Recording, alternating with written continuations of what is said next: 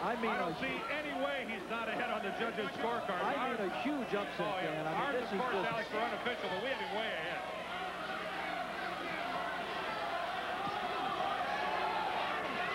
I don't know how far out on a limb we'd be going to say that Darren Van Horn has reached that stage of the fight where he needs a knockout to win it, but I certainly think he does. And he's fighting like a man who thinks he does.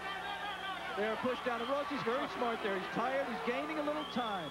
Now Tony Perez is going to have to wipe both men's gloves. And Jay Franco says, hey, Tony, come over and wipe my gloves. Here they are. Let me get a little time. And he just knocked about 15 seconds off the clock.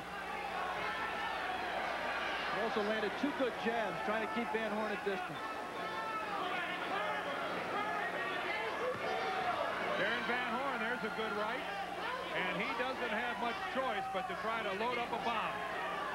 But he's going to have to be careful. He badly overextended on his follow-through with the last one. And a fighter like Rossi will make him pay. Oh, you saw the unorthodox style of Gianfranco Rossi there. You talk about throwing a punch from a strange angle. Off balance, falling down to his left, threw a right hand and scored with it.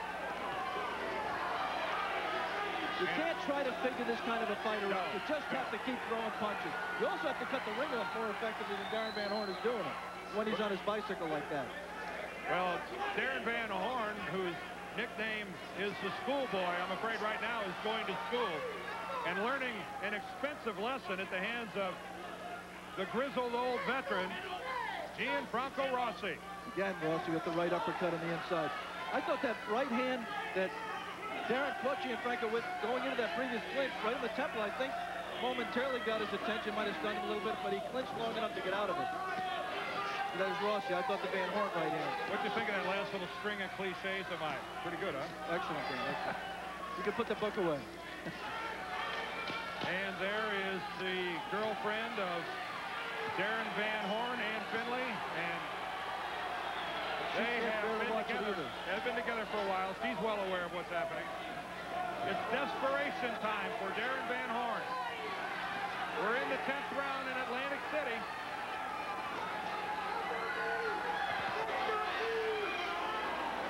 And Gianfranco Rossi, who was an outstanding schoolboy soccer player, loves to label himself an all-around athlete, and really labels stamina as one of his strong suits, will get a chance to display it. We've got a pair of rounds left. Stay with us. Oh. Action in the 11th round. Scheduled for 12. And Darren Van Horn has to feel that title belt slipping down his waist a bit. The corner sounded desperate between rounds. The Rossi corner told Gianfranco that Van Horn will be desperate. Right now, Darren looks a little bit too tired. It's taken too much punishment to mount a desperate kind of surge. If you believe, if Gianfranco believes as we do that he is far enough ahead that the opponent needs to knock him out to win, he would be very smart just to stick that jab out, even if he loses the round, just not get caught. Again, a reminder how far Rossi traveled to get this fight. He has never before fought professionally in the United States. Only fought once outside Italy in Cannes, France, you know, a few miles from the Italian border. Only came in here on Monday, had to stay in Madrid on a layover when his flight was messed up for 2 days coming here. Warning by Tony Perez to watch the head.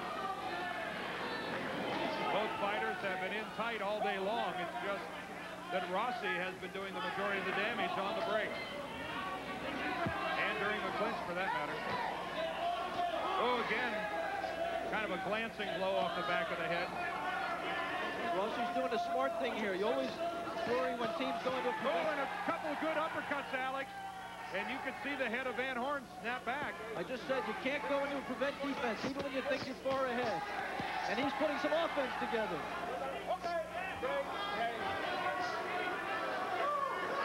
Just a remarkable showing by Gianfranco Rossi, Dan. We just can't emphasize enough. I mean, this is the guy who quit on his school against Donald Curry and losing his title after being knocked out 5 times. He left his title in disgrace. He put himself back together physically, he put himself back together, most importantly, mentally, and came in here prepared to win this fight. Right now, he is just scoring at will against Darren Van Horn, who the look of not necessarily a hurt fighter, but a thoroughly frustrated fighter. And a beaten fighter. Yes. Moving inside of the final 40 seconds of the 11th round. And right now, Darren Van Horn having to look for a little lightning in a bottle. Gianfranco Rossi again scoring and hurting Van Horn. Van Horn just put a little lightning in the left hand. Rossi covering well on the inside. We're going to stay between rounds as we approach the 12th and final rounds. And I think if you're Darren Van Horn right now, being the schoolboy, you've got to say to yourself, I think I've just met the teacher.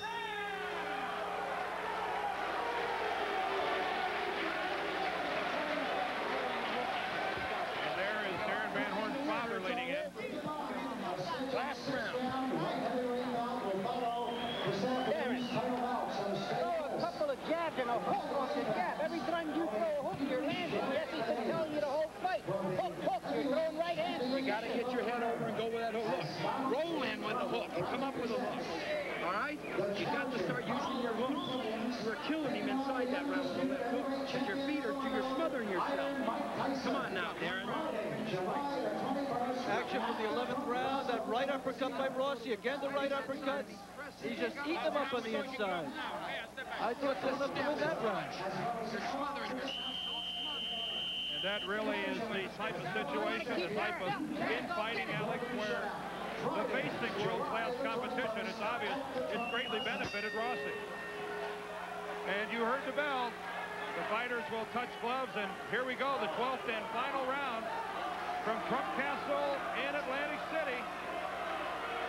Darren Van Horn, I don't think there's any question about it, in the blue trunks, needs a knockout to win this fight. That's our unofficial card here at Atlantic City, but anybody that could have him within 2 points of winning this fight, I'm sorry, was watching this from Mars.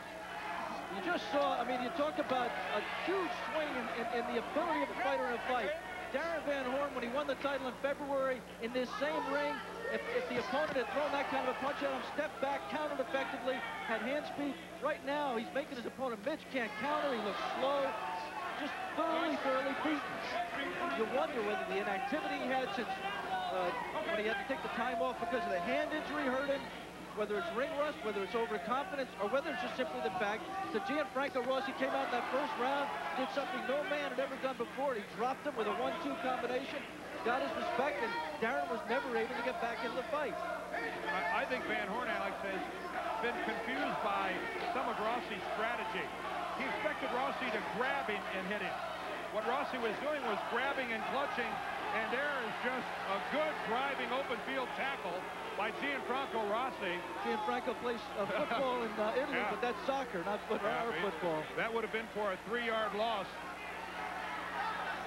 Got into the waist of Van Horn, showed some good leg drive, followed right through. But my point was, rather than clutching and hitting, what he was doing was clutching, and then on the break was where he was scoring. Right. He really hurt Van Horn on the break.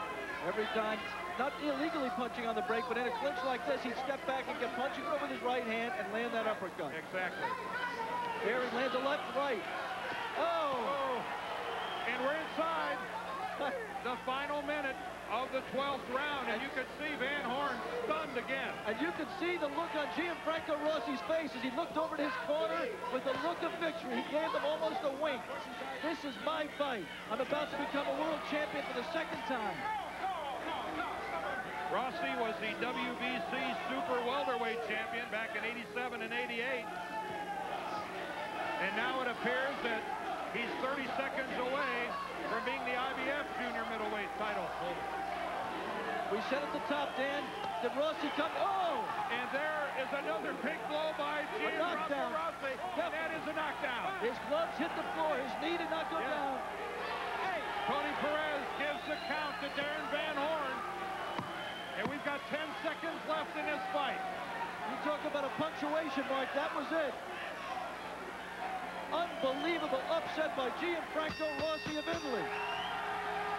Unofficially, we think Rossi has won this fight, but only the 3 judges get to score it.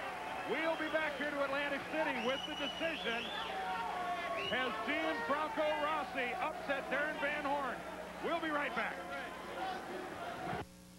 Are in the ring awaiting the announcement from our ring announcer Ed Darian, who's still leaning over the rope. Let's go now up to Ed Darian for the decision. Ladies and gentlemen, from the beautiful Crystal Ballroom here at the Trump Castle Hotel and Casino by the Bay in Atlantic City, New Jersey, the scoring by points as follows. Judge Lynn Carter observed the fight 117-109. Judge Frank Boulet, he watched it at 118-108. And Judge Benedetto Montella, he scored it 116-109.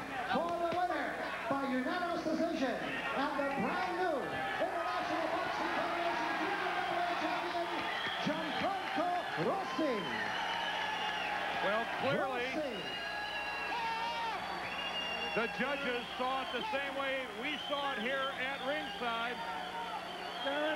Alex Wallow is up in the ring now with Darren Van Horn. What went wrong? I came out when I was back in my dressing room. I felt great. But I came out here, I was just flat. I sat there, was watching what he was doing to me instead of going at him. I was just sitting back. I felt from the get-go, I wasn't myself, but I've got to give him all the credit. He took advantage of all my mistakes. He fought a great fight, Darren. It's easier to win the title than to keep it. I'm sure he'll be back. Thank you for talking to us. Back to Dan Dierdorf at ringside. Okay, thank you very much, Alex, and congratulations to the winner, Gianfranco Rossi. Let's go back to the first round. Here we are just 50 seconds into the first round of the fight. And look at the left and then the right from Rossi, and he dominates the fight from that point on. And the judges saw it exactly the same way we did. A unanimous decision for Gianfranco Rossi, the new IBF Junior Middleweight Champion. For Alex Wallow, I'm Dan Dierdorf. Thanks for being with us. Now back to New York and Frank Gifford. Come in here, get the belt, so he doesn't get it. Thank you, Dan. Good call. Stunning upset. And tomorrow on ABC Sports, our coverage of the Tour de... To this Coliseum, this is the Palazzo del Ghiaccio, the Ice Palace in Marino, Italy, where we've gathered for the IBF Junior Middleweight title fight between Gianfranco Rossi and Darren Van Horn. Good afternoon, everyone, and as you have gathered by now, we are not in Sydney, Australia for the Jeff Fennick-Juan Laporte fight, as we told you a couple weeks ago. Jeff Fennick, for the second time this year, was forced to bail out of one of our fights as he continues to battle a viral infection, and we wish Jeff well, and we're very fortunate to have picked up a fight of this caliber on such short notice. As I mentioned, this is a battle of the junior middleweights. Let's go ahead and take a look at the junior middleweight division if we could. We'll notice that Julian